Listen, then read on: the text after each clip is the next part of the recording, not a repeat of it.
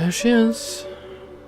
An early summer breeze blew past, rustling vivid green leaves. With the pleasantly warm wind at my back, I entered a graveyard. Anyone who wasn't from around here would probably have thought it nothing more than a curious arrangement of stones on an abandoned plot of land, though.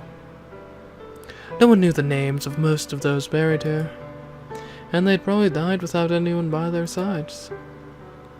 In death, though, they finally found themselves with someone to give them attention, to show them love. Love in the form of a prayer for the response of their souls. But on this abandoned plot of land knelt its de facto caretaker, a young girl, and the only person who paid the dead who lay here any mind. She's too deep in prayer.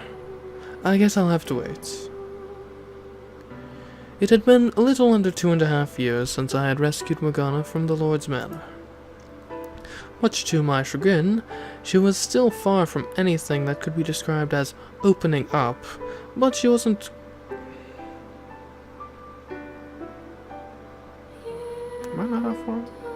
Much to my chagrin, she was still far from anything that could be described as opening up, but she wasn't quite as distant as before, from my perspective at least. She had stopped calling the girls at the brothel vile and impure, and she was even somewhat conversational. Sometimes. It seemed to me her trauma had loosened its grip on her, if only a little. Of course, she had a tendency to be on the brutally blunt side, which became more obvious as she started talking more. And I felt like the brutal part was getting more prominent every day. Though I suppose it was a good sign. Better than her refusing to interact at all, at least. Probably. She had also, most notably, begun showing signs of independence. Burying and sending off the dead who had no family or loved ones to do it for them was one such activity she had taken on. Living in the slums, it was hardly uncommon to see corpses abandoned in the alleyways or on the side of the road. Generally speaking, they would be tossed off into a ditch somewhere out of the way to rot. But over the past couple years, that had stopped happening, because Morgana had taken it on herself to give them proper burials and a gravestone. Nothing fancy, just a plain slab of rock to mark the grave, but it certainly seemed much more respectable than the alternative. Every day she came out to the graveyard to pray for the departed. She'd always seemed a bit abnormally pious, but there was something almost frightening about her dedication to the task. She was only 9 years old at the time of the slave revolt, which made her 11 now. And rather than play with other children her age, she collected and abandoned corpses in the slums, and brought them here to bury and pray for. Abnormal didn't even begin to describe it. Some time ago I asked her, "Why don't you go out and play like the other children?" To which she calmly responded, I could not possibly waste my time idly engaging in worldly recreation." I knew that God was the most important figure in her life, but it still seemed excessive. Not even a convent was that draconian. I made numerous attempts to warm her up, but they all fell flat. Nothing I said seemed to make it through the heavy wall she had built around herself. And that was how Morgana acted around me and the girls at the brothel, those closest to her. The rest of the town could hardly get within shouting distance before being shut out, although it wasn't like they tried either. Most everyone else actively distanced themselves from her. On some level, they appreciated her taking care of the bodies that showed up, but ultimately to them, she was little more than a spider that captured more dangerous insects, begrudgingly left to its own devices. Hardly anyone found her pleasant, and they didn't hide it either. But not just because of her choice in hobbies. The biggest factor was, of course,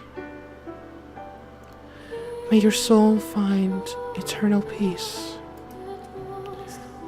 the disquieting marks covering her face. You all done? I didn't realize you were there. Been here for a little while now. You really should pay more attention to your surroundings. This isn't exactly the safest area. Why bother? No one is going to do anything to me. Maybe not now, but a few years down the line, that's a whole nother story. You should get in the habit early. You're a grown girl, and your face could very well be better by then, too. Never mind the fact that there are people out there who will take anything as long as it's got girl parts. What if one of them decides to target you? Appalling. Aren't they? Which is why you should be a little more careful. You are an appalling man. Why am I appalling? Because the thought crossed your mind.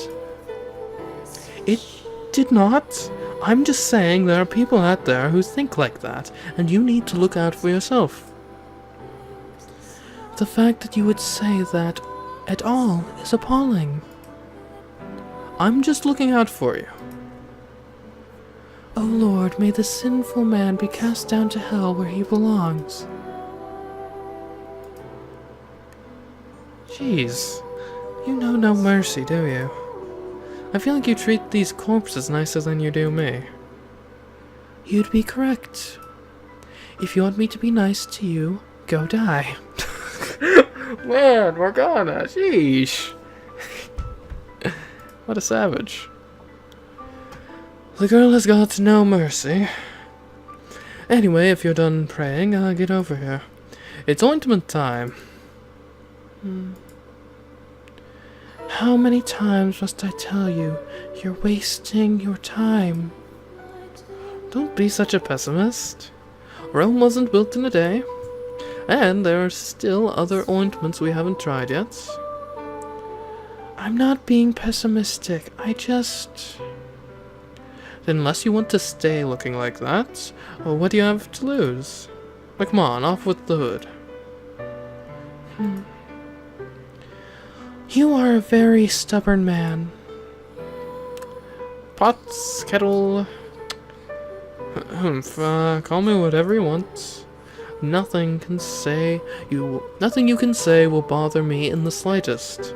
You already told me to go die, so I'm not sure it gets much worse. And also, damned me. Yeah, I'm not sure it can get much worse than that. I loathe you. What?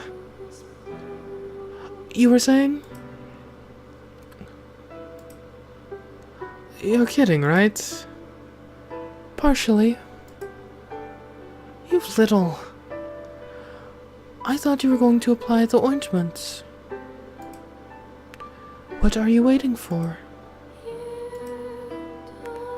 I sighed and gave her a little glower, I don't know.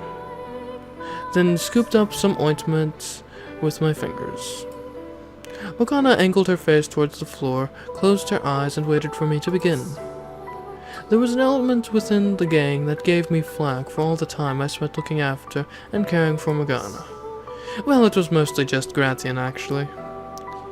If I were you, I would have tossed that ungrateful brat on her ass years ago. Would be another story if she were a looker, of course. And to a degree, I understood where he was coming from. I certainly would have appreciated a little gratitude. On the other hand, all the time I spent with her, even if it was largely being verbally abused, allowed me to notice the more subtle changes in her mannerisms. And seeing that growth, however small, was one of the things that motivated me to keep at it. For example, a year ago, whenever I went to make physical contact with her, I would have to verbally reassure her I had no intention to do her any harm, or she was likely to start shouting. And even if she didn't, she would sit there the whole time I applied ointment incredibly stiff. Now she was more relaxed. I could even sense a sort of trust emanating from within her as my fingers rubbed against her skin. It wasn't my imagination. At least I didn't think it was. It was something only perceptible through the act of making direct physical contact. That said, she is still borderline inscrutable. Yeah. As I massaged the ointment into her skin, I traced the outline of her face with the flat of my thumb. The vast majority of her face was discolored, and in places patches had festered and fallen off. The skin at the corners of her lips was shriveled and curled up, which I could only imagine was fairly painful. It was rough and uneven, hardly a pleasant sensation, and a far cry from the clean, smooth skin most girls her age would have. Maybe she's right. You'd think it would show some sign of healing by now if it were ever going to. Despite my constant insistence that she stay optimistic, it was probably me who was most disappointed, most frustrated at the complete lack of improvements. The ointment wasn't cheap, to be sure, but I didn't give a damn about the money. It was the sense of hopelessness that got me, that it was all for nothing. Back when we first took her in, Maria had suggested the marks on Morgana's face might be a manifestation of something psychological or emotional, and I was beginning to think she was right. That wasn't going to stop me from trying, though. That was the only thing I could think of to do for her. I wonder what she'll look like when she's all healed. Maybe she'll smile for once. I'd like to see that someday. Hello? Is anyone in there? You need something? Oh, sorry, I got lost in my thoughts. I didn't realize I had stopped. Lost in your thoughts? Or, wait, no, is that emphasis on your... Lost in your thoughts? That sounds positively dreadful. What's that supposed to mean? I was just thinking about you, what? Never mind. Finishing that's just begging for another round of derision. That's not why I wanted to get your attention either way. What happened there? Where? Your arm. It's cut. Morgana pointed to a gash peeking out from beneath my sleeve. Well, it wasn't a very deep wound, it was hardly a mere scratch either. Oh yeah, that's, you know. I decidedly do not know. It's not important. Don't worry about it. Use that on yourself. Huh? The ointment. Stop wasting it on my face, which is never going to heal, and use it on yourself. No need to get so worked up about it, Morgana. I'm not worked up. I am simply expressing my discontent at your foolishness. Which I'm pretty sure is the definition of being worked up. Regardless, don't use any more ointment on me. Use it on yourself. I'm sure it will appreciate actually being useful for once. Last I checked, medicine doesn't have feelings. Really, it's not that bad. And besides, I'm only going to get more, so what's the difference? You're going to get more? And what are you doing that would make you say that? Yeah, I'm, too sinful to admit? You're an abhorrent man. No, I swear, it's nothing bad. You win. I'll tell you. So I'm going to keep it a secret. I'm, doing a little training. Training? Yeah. Crime and unrest has been on the rise in the slums. Or, well, not just the slums, the city proper too. Things were quiet for a while after the slaves' revolt, but the Lord suddenly imposed a major tax increase about 6 months ago, which has resulted in a significant number of people unable to afford living in the city. To put it simply, the Iron Fist is squeezing even tighter than ever. And as a result, there's been a huge influx of people into the slums. You know how tight things are already, don't you? What do you suppose happens when you have limited resources and space, and suddenly twice as many people vying for their share? People have started trying to stake out their territory, and they're fighting hard to defend it. People are mugging and robbing each other over scraps. It's a mess. I had no idea. Not many thieves pick makeshift graveyards as their marks, after all.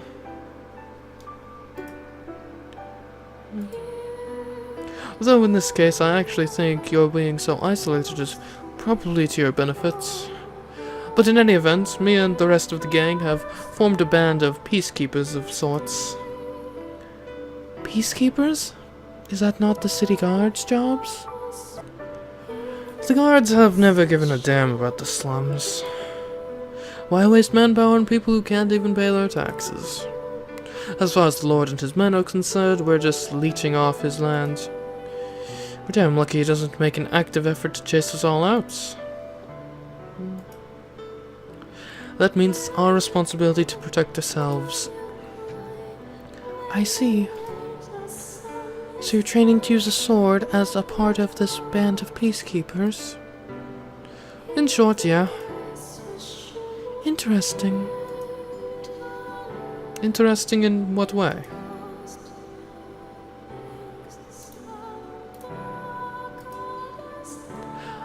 Give me the ointments. Huh? I'm not done with your... What's even left? You've done more than enough. Now give it to me.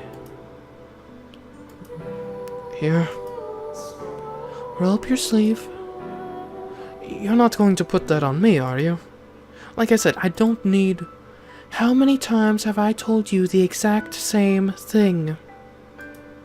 And how many times have you listened to me? This is payback for all the times you've refused to listen to me. You can't argue with that, can you? No, I guess I can't. What are you smirking about? Nothing.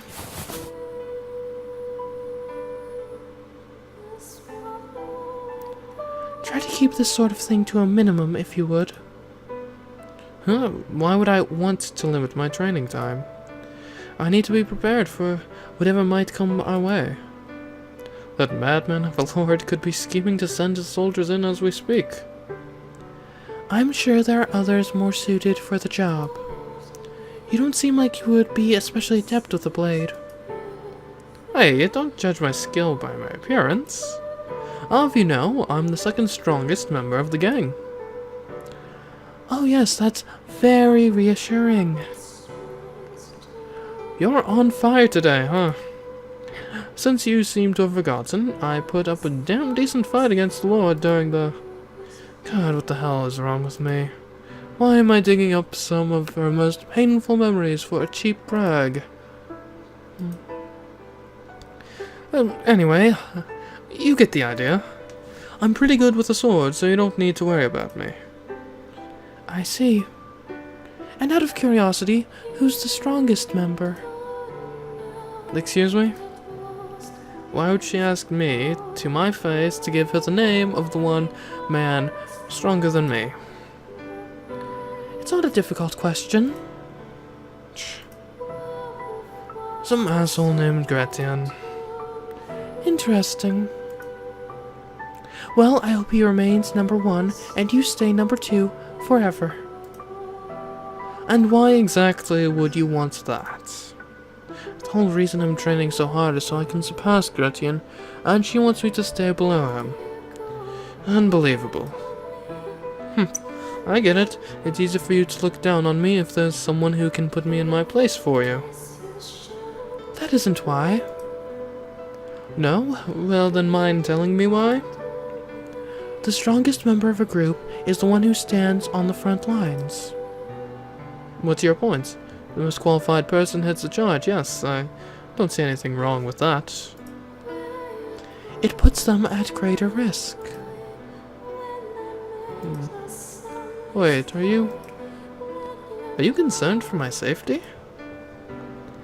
It's not you I'm concerned about. Your death will simply make life more difficult for the girls at the brothel. Oh, would you look at that? You worried about me. I guess even you have a soft spot or two. Oh, for heaven's sake. I already told you that's not why I'm all done. Thanks. Now, I assume you're finished with your business here, so feel free to make yourself scarce. No need to be so rude. Or do you have some ulterior motive for wanting me gone? For one, it's impossible for the dead to rest in peace with you around.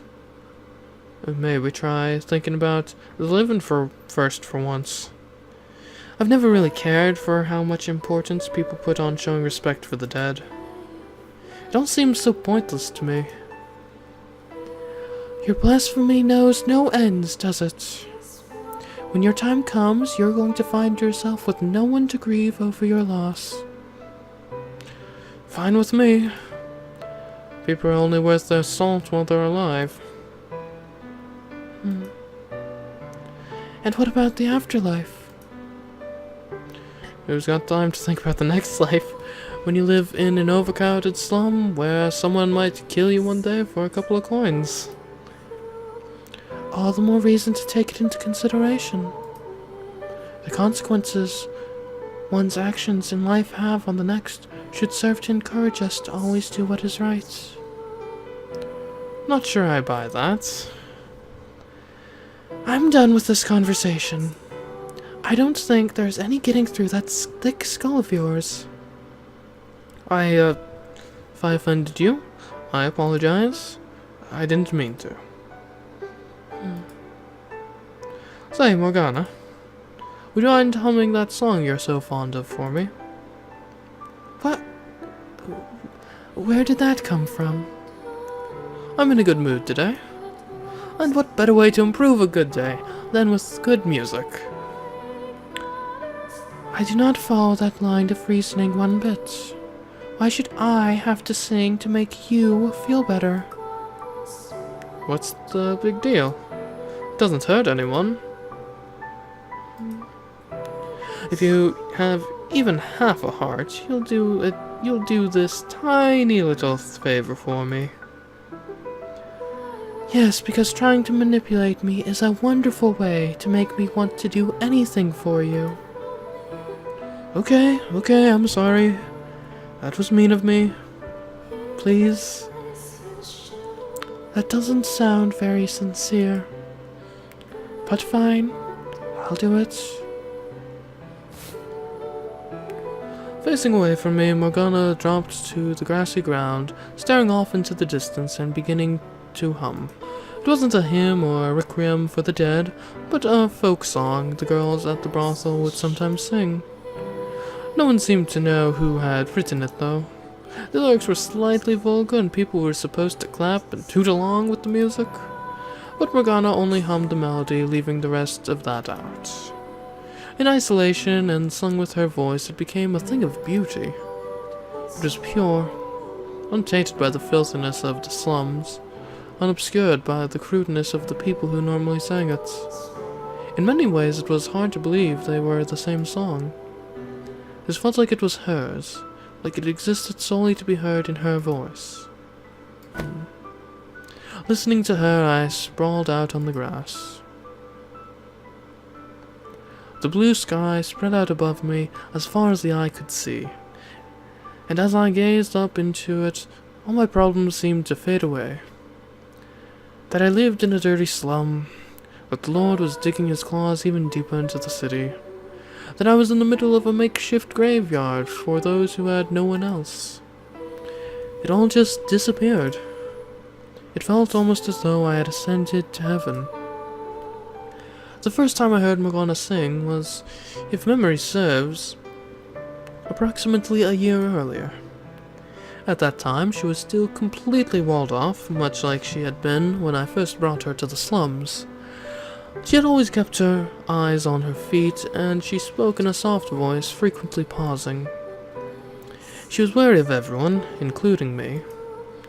One day I went to put ointment on her face, and she shouted, roared practically, for me not to touch her. To be honest, it was somewhat aggravating. Another I asked about her father, and she just pointed up at the sky, saying, "He's up there," which I took to mean he was dead, so I dropped the subject and got back to applying ointment to her. At some point I started humming the song, which I had picked up from the girls. And upon hearing that, she told me she was quite fond of it. Then she began singing. Immediately I found myself entranced by her voice. Though she always spoke in soft, muffled tones, her singing was incredibly clear, like I was listening to a chorus of angels. Of course, the moment I put that thought into words, it'll lose all its potency. It'll just turn into some loser's cheap pickup line. It really is something, though. If she told me her voice could raise the dead, I would be inclined to believe it. It's just that beautiful. While it was true Morgana could be difficult, it wasn't the most affable. I knew that at heart she was a sensitive and compassionate girl. That she would come to this graveyard every day and pray for peace for all the forgotten souls was more than enough proof of that. Though she surrounded herself with high walls, she was probably the kindest, most loving person I knew.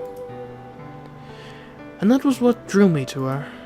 It didn't matter what anyone else said about her, how quick they were to judge her as ugly or standoffish. I knew they were all wrong. It would be wonderful if I could just spend the rest of my days listening to her sing. Are you asleep? I'm awake. I was just resting my eyes. Oh. And I was about to accuse you of being boorish for having the audacity to ask me to sing and then fall asleep. The fact that you were almost upset seems to suggest you want to be heard, despite how much you protested it.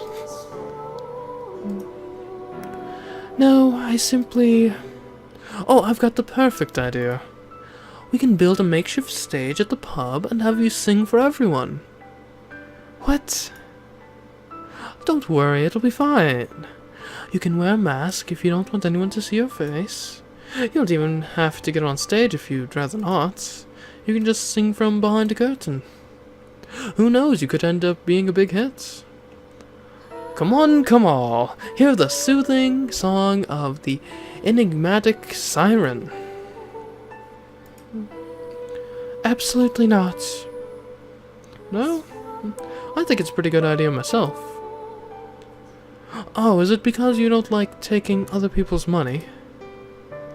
I wasn't planning on charging. I just thought it would be nice if more people could hear. As I already said, absolutely not.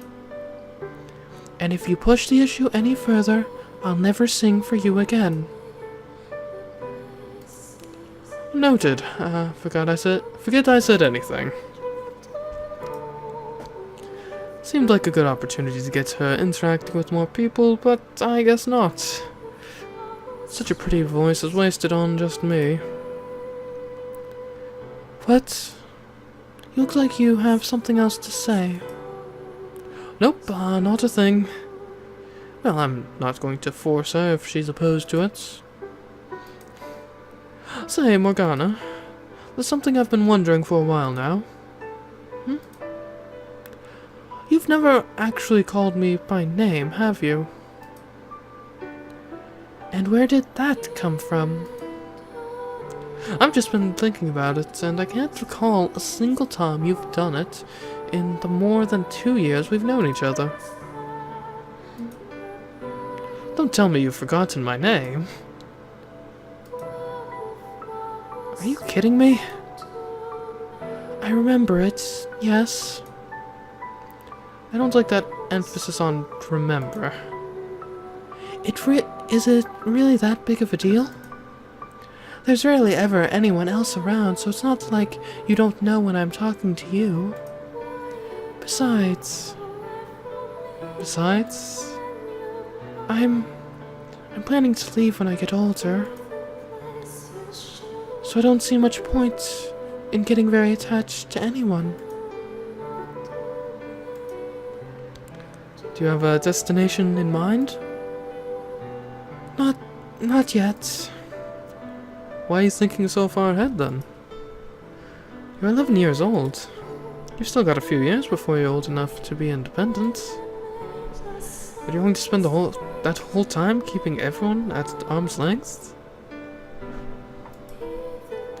I just think maybe it's about time you took down some of those walls.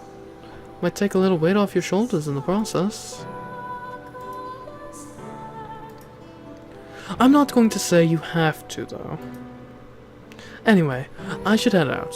I've got work to do. Try not to stay out here too late, okay? I'll be leaving as soon as you're gone. I could walk you back, then? I can make it back fine on my own, thank you. As you wish. Hey, Morgana. I thought you were leaving. One day I'll show you the world. Do you ever get tired of saying that? You've got to think big. Dream. The world's changing all around us. Life is just fighting to make it by day. It's hardly life at all. I don't want to spend the rest of my days confined to this tiny little corner of the world. Well, try not to let your dreams grow so big they crush you. I'm sure they'll be fine. Or I'll be fine. I'll just have you sing for me if it ever gets to be overwhelming. Why would I be there? Why wouldn't you? It's hard to show you the world if I don't bring you with me. Knowing you still won't know where you want to go. So I'll bring you with me. We can find a place for you together. Pretty good deal, huh?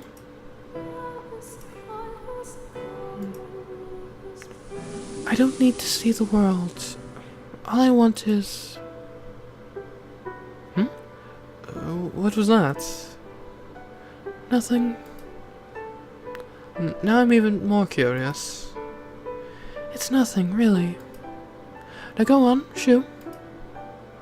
Fine. See you later.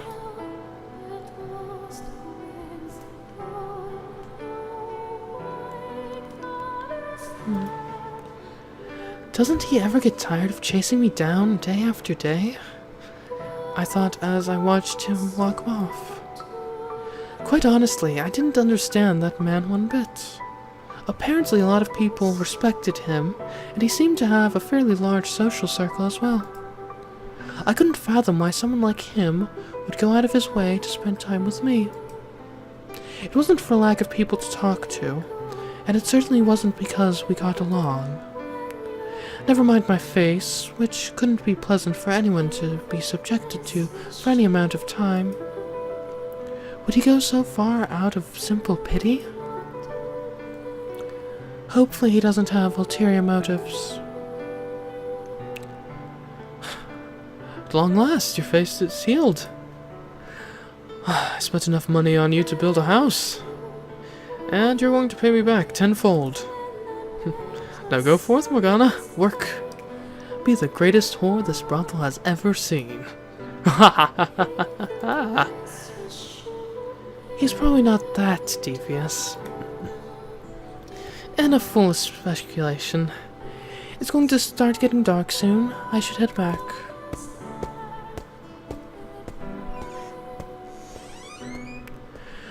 The brothel was always rather quiet at this time of day. The girls worked at night, so they were generally asleep while the sun was out. And it was my job to take care of cleaning, laundry, and preparing meals while they rested. When I first arrived here, everything seemed so filthy. And while I still felt that way to a degree, nights when they were open for business were still miserable. I wasn't quite so prejudiced against the girls themselves anymore. They were kind to me, treated me like a sister. Or tried to, at least. I kept them at a distance, though. I didn't so overtly spurn them as I had before, but as the holy daughter of God, I could not form familial relationships with prostitutes. I could not delight in being pampered by them. My unwillingness to open up probably disheartened them, but still they did not throw me out or lash back at me for it, and no one made any remarks about my face. As prostitutes, they frequently caught all sorts of diseases. In my more than 2 years here, several had even passed away. One had gotten hives all over her body, transforming from fairly pretty to absolutely hideous in only a few days' time. And they had seen considerably more than me, so they had no reason to comment on a girl with a little flesh missing from her face. Which wasn't to say everyone was sympathetic for me. I should get a fire started. I'd taken care of most of the cleaning before leaving for the cemetery, so my next task was preparing food for the day. Supplies had been scant of late, which meant today I was making yet another watery vegetable soup. Oh right, he mentioned crime was on the rise. That would explain the trouble getting supplies. And here I am, completely oblivious to what's going on outside. From time to time, I would catch one of the girls saying, often with an uncomfortable laugh, "She's still the same old Morgana." But personally, I felt as though I had changed quite a bit since arriving here. No longer being intrinsically disgusted by prostitutes was big enough, but even more significantly. How pathetic. I'd become astutely aware of how much I was on the receiving end of others' generosity. Before coming here, the thought would have never even occurred to me. I was always the giver of generosity. The saint everyone, man, woman, and child alike, came to for help. I hadn't told anyone what I was, though, so I didn't get any of that special treatment. And perhaps that was part of what had allowed me to change. Of course, because I kept all that tightly locked up inside, the only thing people saw was an aloof little girl. Finally, the coal's lit. Now to add the tinder. Knock knock. What? Knock knock. Knock knock. Huh, what? Who's that? And who shouts knock knock instead of knocking? Oh, it was actually shouting knock knock. Wow. Is it Gratian? I don't know. Everyone else is asleep, so I can't just hope for someone else to deal with it. But someone's going to wake up eventually if she keeps yelling. Oh, it's a she? But everyone's exhausted and they need their rest. Knock knock knock knock. Oh, for heaven's sake, quiet down out there.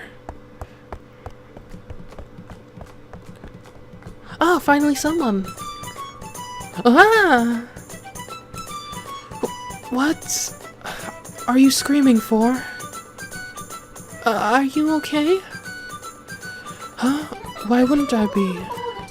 I'm rather more concerned about you myself. Your face! Look at your face! Ah, right, my face. It's just... I heard they treated the girls good here. You can't be, what, maybe 10 years old? And look at you. Huh? Unbelievable. What kind of terrible man would... XXXX, a little girl like you, then make you XXXX, his XXXX, and give you all his nasty diseases. Huh? Does she think I'm a prostitute? Hold on, please. You're jumping to conclusions. Don't you worry. You've got a friend in me. No, that's not what's... There's still hope. Tomorrow will be a better day. I'm not... Is it not because of the disease, then? Yes, thank you, finally. No one gave me any diseases. You're being tortured? What? Now that I get closer, look at you, your hands are all torn up too.